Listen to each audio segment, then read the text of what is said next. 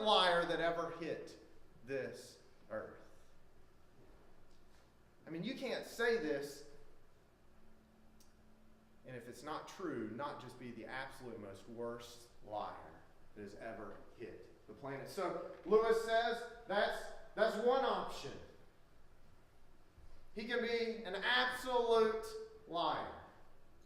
Another option, he could be out of his gourd. He could be crazy. Maybe he's delusional. Maybe he is absolutely nuts. That's an option. It's a viable option. But Lewis says, but if what he says is true, Lewis is responding to the fact that many of his contemporaries would say, well, he's just a good teacher. And Lewis would look at him and say, good teachers don't say things like that if they don't mean it. And if they mean it, you've got to take it seriously, and you're not taking it serious. So he's not a good teacher if he's a liar. He's not a good teacher if he's a lunatic, but he is a good teacher if he is Lord. And those are our options. In fact, Lewis made this popular, but Rabbi John Duncan started this in 1859, 1860, almost 50 years, or almost 100 years before Lewis made it popular. And then Watchman Nee on the other side of the globe, he in his writing also made this type of argument serious, but C.S. Lewis put it to fame. Granted, this is only true if Jesus of the Bible is the Jesus of history, which leads us to consider Jesus in his resurrection. So, if Jesus is the Jesus of history, meaning that the Jesus in the Bible is the same Jesus that walked the earth, if that person is the same person, if we have historical evidence and can get back to this as the same person, the Bible writers haven't deceived us, the Bible writers haven't been deceived themselves. If this is the Jesus of history, then Jesus is either a liar, he's a lunatic, or he's Lord. So that leads us to consider something that we spend a lot of time on once a year. Jesus and the resurrection. We can point to other things, Jesus' miracles, but really I hate to say it, the capstone of his ministry, because without his birth, he wouldn't be who he is. Without his life, he couldn't pay the debt that he needed to pay. But certainly in his death, burial, and then his resurrection, we have the stamp of approval of God. So if the resurrection is true, then we have to go with the third option, and he is Lord. Amen. And let me just tell you, we have exceptional evidence for the resurrection of Jesus. In fact, the naturalistic alternatives to the theory of the resurrection, they all fail. In fact, David Hume's objections to the miracles in general, not just the resurrection, but any resurrection, the skeptics of the early 19th century and later, those skeptics who would question any miracle or any major thing, we see that their skepticism is defective.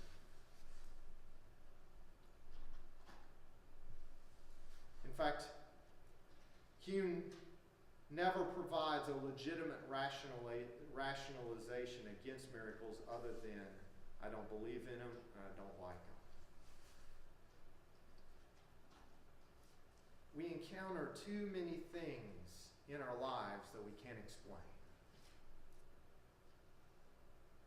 There are people who I know who early in my ministry in Virginia, our church laid hands on and we prayed before they went to the doctor because they were going to get the diagnosis and the treatment plan for the cancer they already knew they had. And when they got to the doctor's office, the doctor says, I can't explain it, but we can't find it. It's not there. There are some things that we just can't explain. Our skepticism can't answer it. Each alternative theory is refuted by known historical facts. Jesus' body wasn't stolen. There was way too many witnesses that could have said, hey, I'm not on board with this. I know the guys who went to the tomb and stole his body. Way too many people saw Jesus afterwards. He wasn't stolen.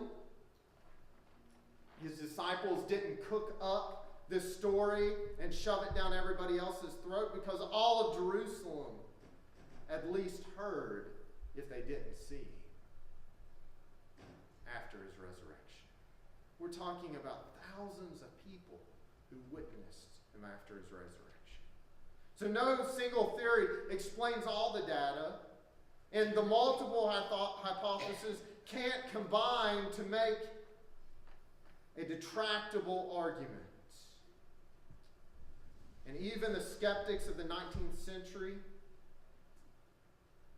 had to claim that the resurrection is as historical as anything we have received from that period. Sure, we can't go back and we can't say, Jesus, I'd like to see you raised from the grave. We can't do it.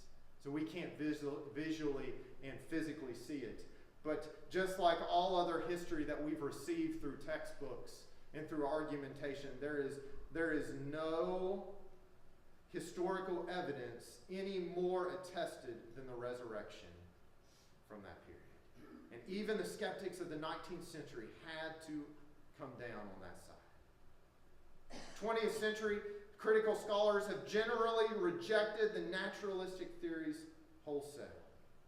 They don't meet muster. That's the negative argument. What about the positive argument? What about the things that we hold on to, the things that we get excited about? I've already talked a little bit about this, but the appearance of Jesus was corroborated by eyewitnesses whose testimony stands unrefuted. Let that sink in. I'm not talking about a small number of people who saw Jesus after his resurrection. We're talking about in the multiple of thousands of people who saw Jesus in his resurrected body. And there were plenty of people that could have stood up and said, it never happened. But they didn't. And if they did, the people that were there said, you've got it wrong. I was there. I saw it with my own eyes. In the situation of Philip, or in the situation of Thomas, he could even say, I felt him with my own hands. Not only that, the eyewitnesses' lives were changed even to the point of being willing to die for their faith. This one's tough. Because guess what? All of the apostles, they were witnesses to Jesus' ministry, and they were witnesses to his resurrection. And every one of them, except for maybe John, but even he may have died at the hands of people that wanted to kill him for his faith on Patmos. Every other last apostle died because of their faith. Philip died for his faith. The early church, many warnings in Paul's writing about the seriousness of the claim of Christ because there was a death sentence upon them. Their lives were changed and they were unwilling to give that up.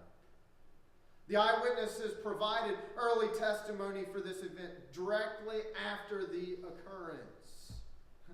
Word got around Jerusalem. If you didn't see him, you heard about him. No denying it. Josephus talks about it. And if it made his radar, then it had to be well known.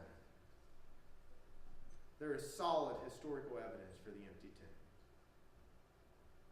And the Jewish leaders were unable to disprove the resurrection in spite of having both the motive and means to do this. Think about this.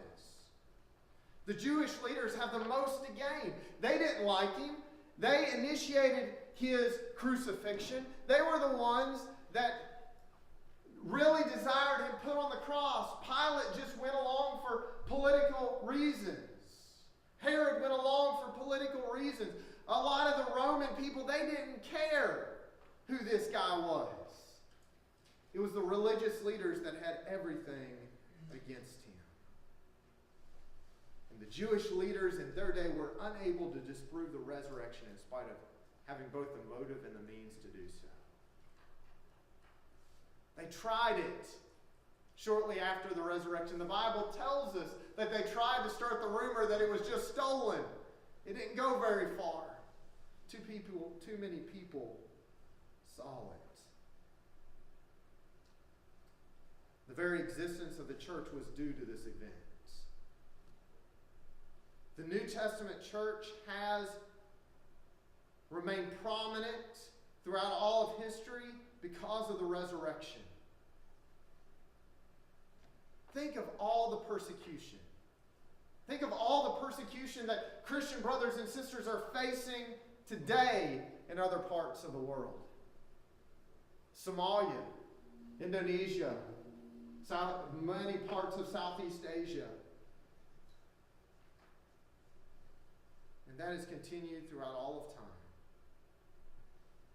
And the church still stands strong. Why? Because Jesus rose from the grave. Do you know why we worship on Sunday and not Saturday?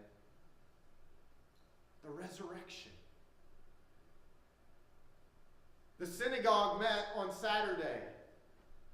In Acts, as the New Testament church is being kicked out of the Jewish community because the Jews couldn't countenance that, they changed their meeting day from Saturday to Sunday because the significance of the resurrection.